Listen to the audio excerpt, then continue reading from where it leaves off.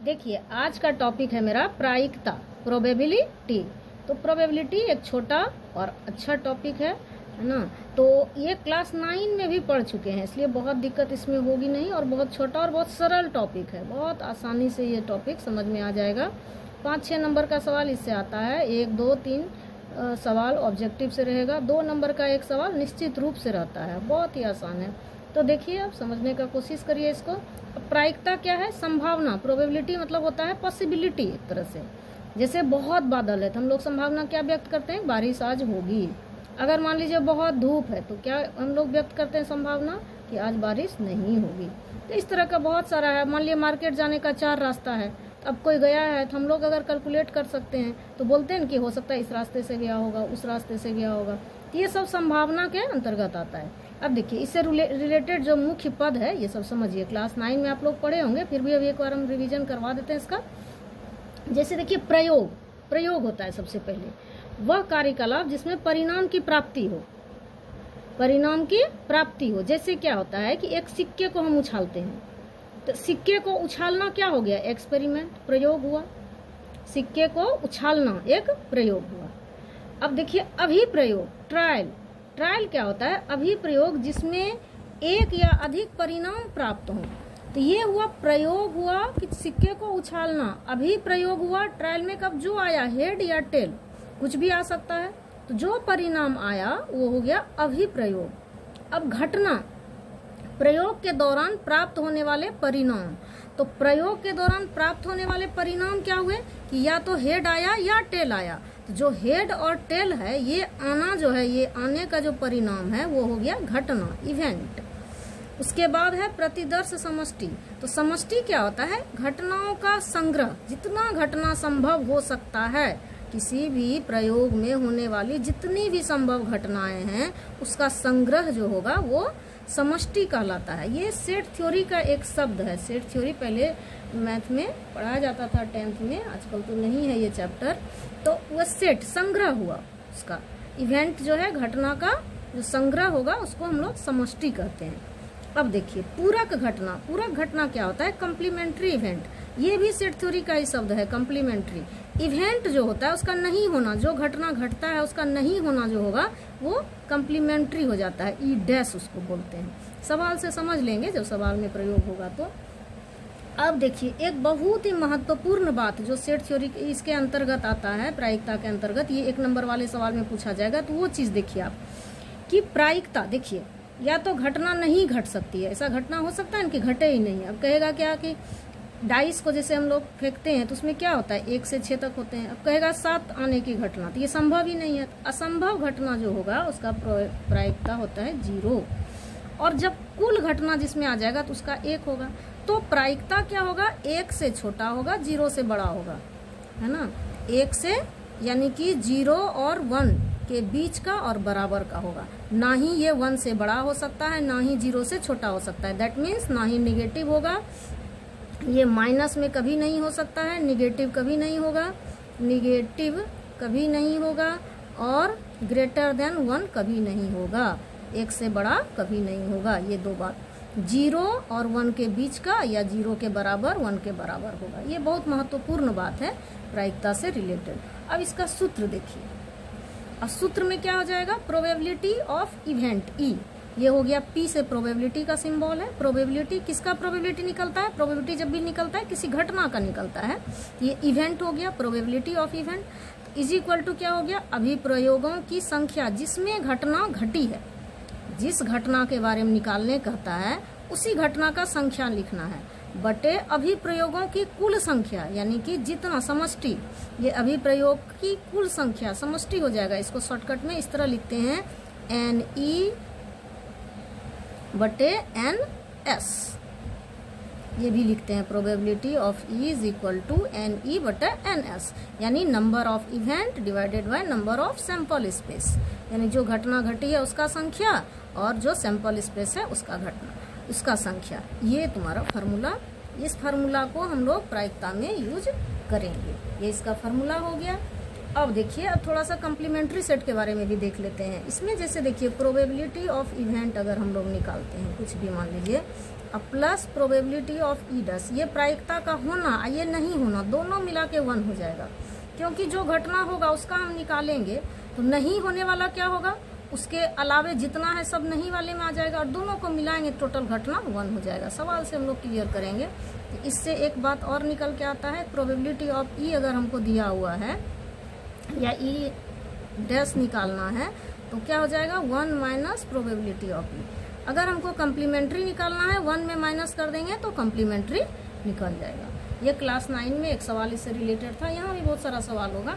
अब आगे देखिए, इसमें कुछ सवाल देखेंगे तब उसका क्लियर होगा सारा और कंसेप्ट।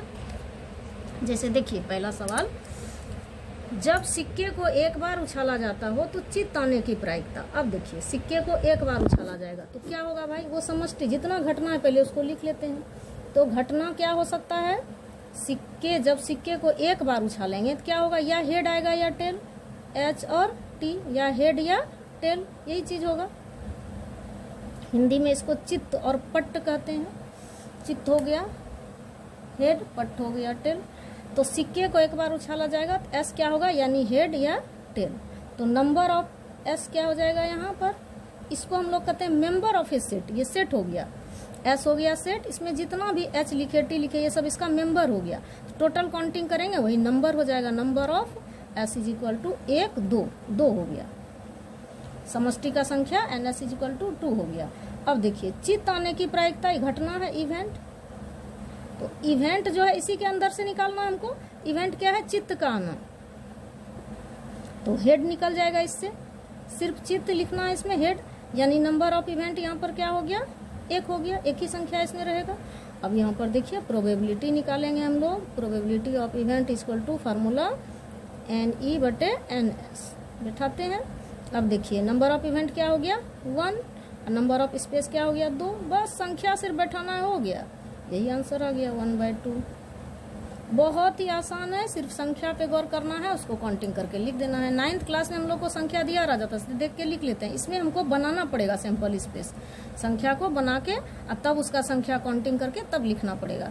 कोई दिक्कत नहीं है इसमें, समझने के बाद बहुत आसान है। सैंपल स्पेस बना लिए, फट से संख्या लिख दिए, फिर इसका इवेंट निकाल लिए, उसी के अंतर्गत उसका संख्या लिख दिए, दोनों डिवाइड कर देते हैं, हो जाता है। देखिए ये क्या आया, 0 से बड़ा आया, 1 से छोटा आया, है ना। कभी भी इसको पलट के, जैसे कितने बच्चे ये मिस्टेक करते हैं कि 2/1 लिख दिए, तो तुरंत समझिए कि 2 यानी क्या हो गया 1 से बड़ा हो गया, ऐसा हो नहीं सकता है प्रोबेबिलिटी में, इसलिए ऐसा गलती कभी नहीं करना है। 1/2 ये 1 से हमेशा छोटा होगा, ठीक है। अब देखिए दूसरा सवाल, एक डिब्बे में 5 लाल 8 सफेद और 4 हरे गेंद हैं। इस डब्बे में से एक कंचा यादृच्छया निकाला जाता है। कंचा या गेंद जो लिखिए, यहाँ गेंद लिखा हुआ है गेंद ही लिखिए। यादृच्छया निकाला जाता है, इसकी क्या प्रायिकता है कि निकाला गया गेंद लाल है या सफेद है। तो देखिए पहले एक शब्द जो इसमें आया, एक डब्बा आई तो समझ गए, 5 लाल गेंद 8 सफेद गेंद 4 हरा गेंद, ये भी समझ गए। इस डब्बे में एक गेंद यादृच्छया निकाला जाता है। यादृच्छया शब्द का देखिए मीनिंग क्या है, यादृच्छया मतलब होता है कि रेंडमली, जैसे है ना कि हम लोग चावल देखते हैं ना हंडी में डाल के, तो 1-2 चावल निकाल के देख लेते हैं कि ये सिझा हुआ है कि नहीं, पता चल जाता है हाँ पूरा हंडी सिझा हुआ है। उसी तरह से जैसे सर्वे होता है कि कहाँ कितना बच्चा पढ़ा लिखा, इस गांव में बच्चा पढ़ा लिखा लोग ज्यादा है, इस गांव में नहीं है, ये स्कूल बहुत अच्छा है, इसमें अच्छी पढ़ाई होती है। इसका क्या अच्छा और बुरा का क्या कैसे हम लोग पता करेंगे। तो ये क्या होता है कि जैसे वहाँ का 2, 4, 10 बच्चे के बारे में 100 बच्चा का, मान ली किसी स्कूल में 100 बच्चा है, उसमें से 10 बच्चा को खड़ा करके पूछा गया, वो अच्छा जवाब दिया, तो उसका मतलब होता है कि वहाँ का अच्छा रिस्पॉन्स आया। तो यही यादृच्छया होता है, मतलब एक ग्रुप में से 100 में से 10 बच्चे का या 5 बच्चे का लेके उसका पता कर लेना कि उसका क्या टारगेट है, क्या स्थिति है। तो इसी को शब्द को बोलते हैं यादृच्छया, रैंडम। तो यादृच्छया निकाला जाता है, इसका क्या परिणाम है कि निकाला गया गेंद लाल है या सफेद। तो पहले हम तो सैंपल स्पेस बना लें, एस में देखिए क्या है 5 लाल 8 सफेद 4 हरा गेंद, तो नंबर ऑफ स्पेस क्या हो जाएगा इसमें गिन के लिख लीजिए। देखिए क्या होगा 5 लाल 8 सफेद, तो क्या हो जाएगा 8 5 13 4 हरा, 13 4 17 हो गया। तो नंबर ऑफ सैंपल स्पेस 17 हो गया। अब देखिए पहला निकालना क्या है, पहला नंबर सवाल लाल है, ये क्या निकालना है, प्रायिकता है कि निकाला गया गेंद लाल है। तो इवेंट मेरा क्या हो गया लाल वाला, तो नंबर ऑफ इवेंट यहाँ पर क्या हो जाएगा, लाल वाला देखिए गेंद कितना है, लाल गेंद का संख्या कितना है 5, तो 5 हो गया इसका संख्या। नंबर ऑफ इवेंट क्या हो गया 5। सैंपल स्पेस में कितना है, कुल जो है उसको लिख देंगे जोड़ के, कुल है 17। कैसे है तो देखिए 5 लाल है, 8 सफ़ेद है और 4 हरा है, सबको जोड़ के लिख दिया, कितना हो गया 17। नंबर ऑफ इवेंट कितना है 5 है। अब प्रोबेबिलिटी निकाल देते हैं, probability of event is equal to number of event divided by number of sample space, यानी हो गया 5/17 आ गया। देखिए कोई दिक्कत नहीं है, बस संख्या को बैठा देना है, हो गया। अब दूसरा नंबर देखिए, सफ़ेद है, इवेंट यहाँ क्या हो गया सफ़ेद। अब सफ़ेद वाला का काउंटिंग करके लिखेंगे तो नंबर ऑफ इवेंट हो जाएगा, सफ़ेद वाला देखिए कितना है 8 है, तो यहाँ पर क्या हो गया 8। स्पेस तो वही रहेगा इसके लिए भी, नंबर ऑफ स्पेस 17 टोटल हो गया। अब प्रोबेबिलिटी किसका निकलेगा, इवेंट का, number of event divided by number of sample space, 8/17 है ना। कोई दिक्कत, बहुत ही आसान है ये, कोई दिक्कत नहीं है इसमें। चलिए निकल गया। इस तरह से बहुत सारा सवाल आएगा, डाइस वाला आएगा, जो लूडो का गोटी होता है डाइस बोलते हैं उसको, जो पासा फेंकने का सवाल है, फिर जो है ताश के गड्डी से रिलेटेड सवाल आएगा, बहुत तरह का सवाल है इसमें।